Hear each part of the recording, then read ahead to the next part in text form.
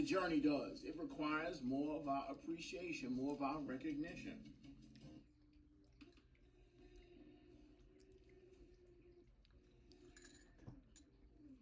Here's a statement. Write it down if you feel.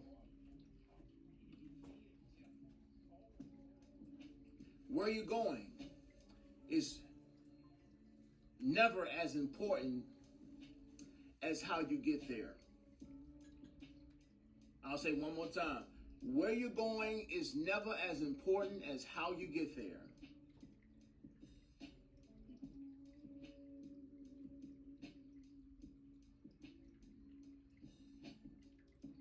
It's the journey, beloved. It's the journey.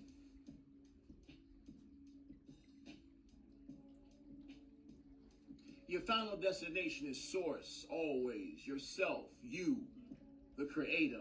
That's always your destination.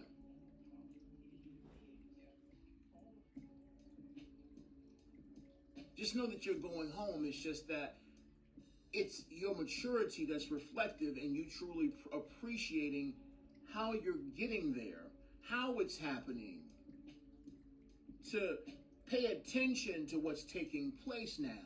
Like truly pay attention. And I want to say wallow. That's the only adjective that I could describe when it comes to truly being grateful and present in your experience. Like, no, like let's really be here. Let's be in the moment. Let's feel the feelings. Let's experience the emotions. Doing work and during rest. When you chillin', no, let's really chill. When we work, no, let's really work. It's a blessing to be alive. Why would I not fully embrace this now moment? Everything that I'm experiencing at the moment.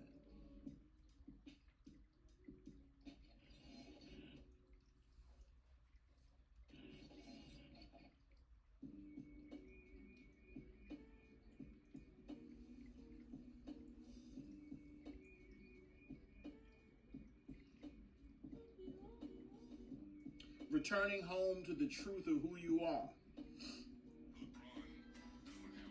Every step is a part of the story.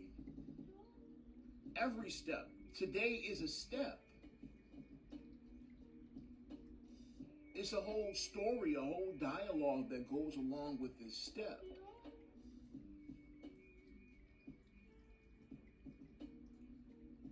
What are you doing on the way? What are you choosing to entertain on the way today?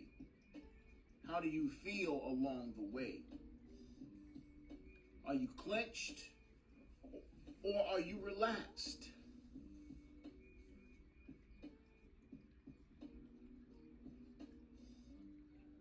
Are you working hard or are you easing into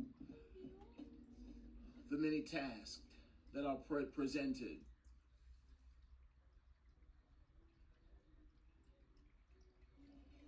Do you stop and smell the roses, or do you push yourself to exhaustion? Are you pushing yourself to exhaustion?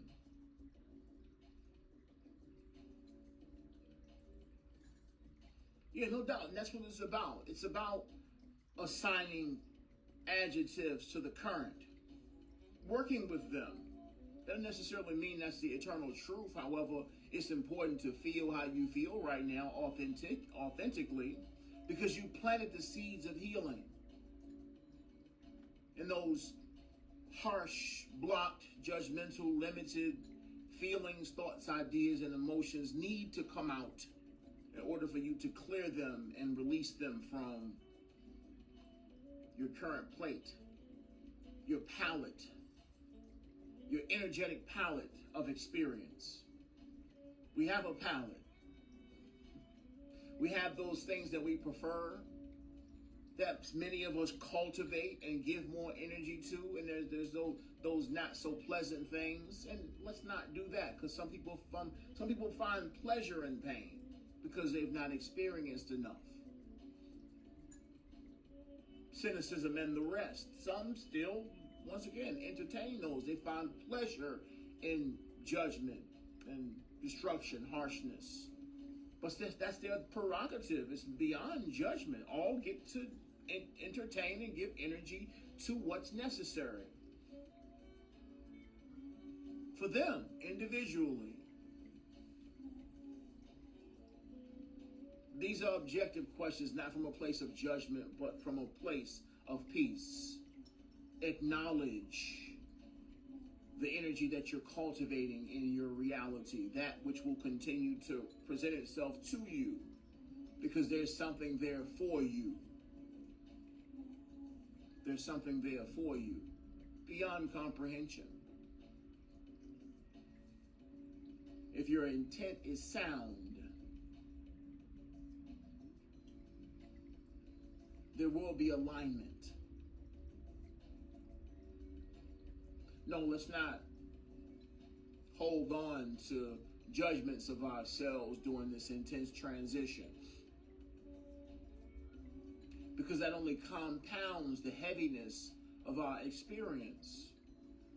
Like, let's not judge and judge ourselves for judging. We're only compounding the harshness of our experience. Why are we going to do that? Like, nah, if you're going to judge, then, do it and forgive yourself for it.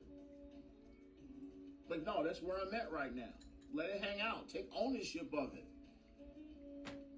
But at least you're being accountable. At least you're cultivating an honest assessment of your current energetic environment. But at the end, it's always your responsibility.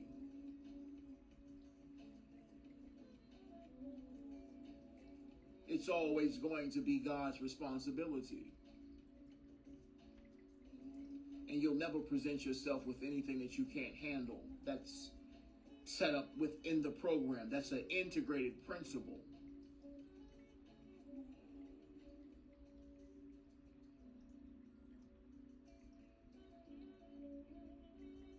Once again, do you stop and smell the roses, or do you push yourself past exhaustion? These are choices.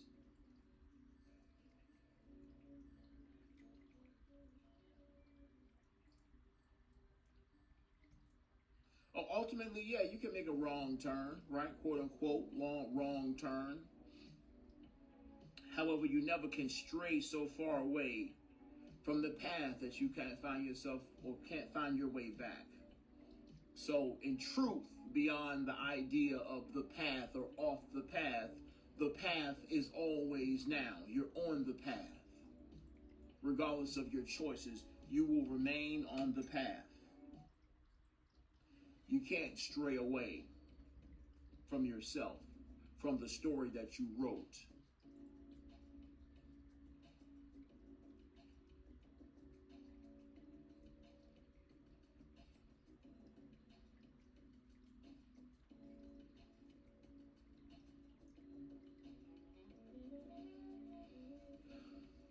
Here's what's interesting about this story. Here's what's interesting about this story. At the end, you're only going to want to do it again.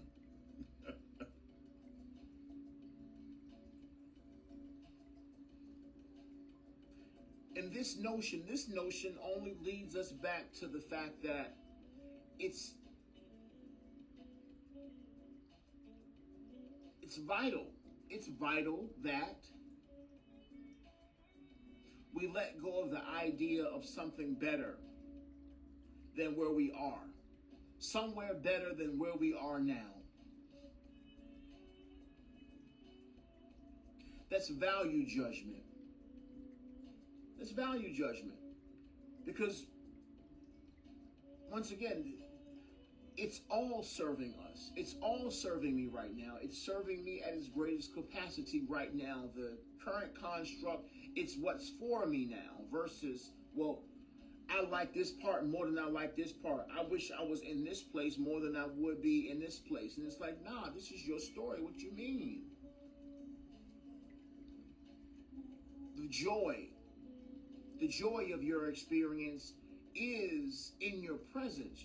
You are here. I am, therefore I am blessed.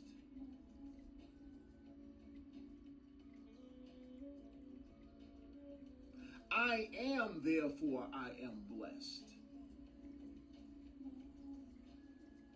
not this is happening, so I'm blessed, or that is happening, or I'm doing this right now, so I'm blessed. It's like, nah, I am, therefore I am blessed, regardless of what's taking place. This is the disposition and foundation of eternal gratitude, of experiencing my blessings. It's self-generating. The gratefulness for blessings is generating the blessing of being alive now, of the quality of blessings being presented now, because I know that I am, therefore I am blessed.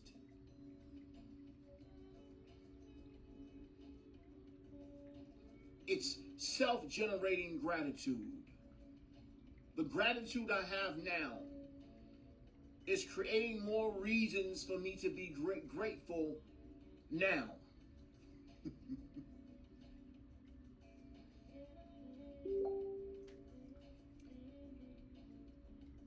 Sometimes the most simple things can be the hardest because it's beyond the comprehension of logic. It doesn't have a logical methodology. It's beyond linear time. That's why it doesn't have a logical methodology. It's eternal. It's a sense of being. It's a state.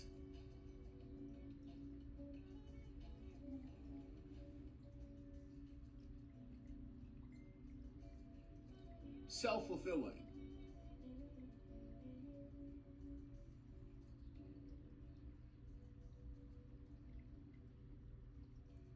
No doubt about it. And the ego mind will continue to refer to those times. It doesn't refer to this moment.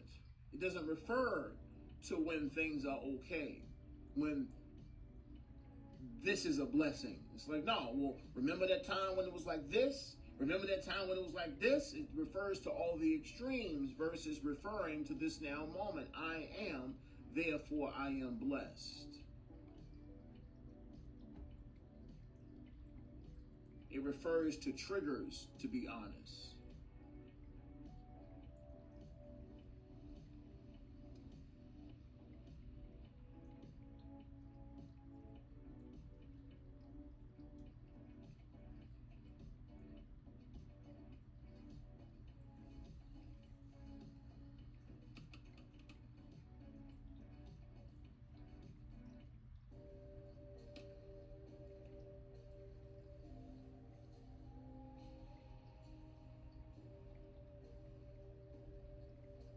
Let go of the idea that you aren't getting there fast enough.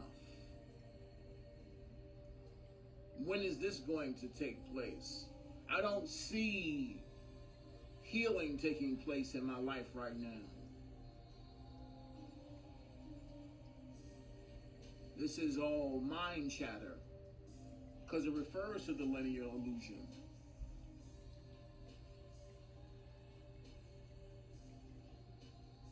You are in the perfect place right now to experience your love. You are in the perfect place to experience your love right now.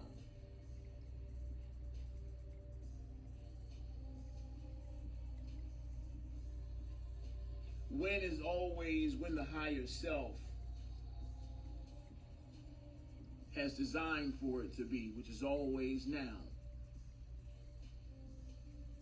We can't rush our healing process. It's called a process. Accepting our healing process is about accepting where we are now, accepting our life, which is being presented to us as a blessing right now.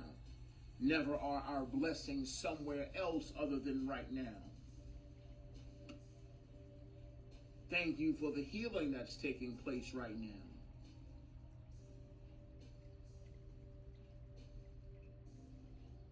Yeah, no doubt about it. Come on, the ego mind is always going to need reminders.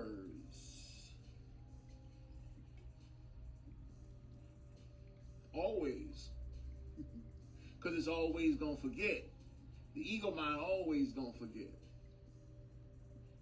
The heart never forgets. The heart knows now.